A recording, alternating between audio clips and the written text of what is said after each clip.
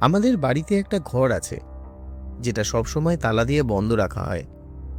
বাবা বলতো এই ঘরটা খোলা যাবে না, কারণ ওটা নাকি খালি না।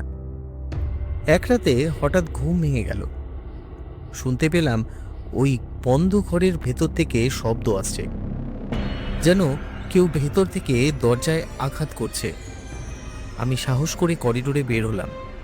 দেখলাম ঘরের দরজার নিচ থেকে আলো বের হচ্ছে, কিন্তু ঘরে তো কোনো বিদ্যুতের লাইট নেই। শব্দটা ধীরে ধীরে বদলে গেল। এবার মনে হলো কেউ ভেতর থেকে আমার নাম ধরে ডাকছে। আমি জমে গেলাম, কারণ গলাটা একদম আমার নিজের মতো।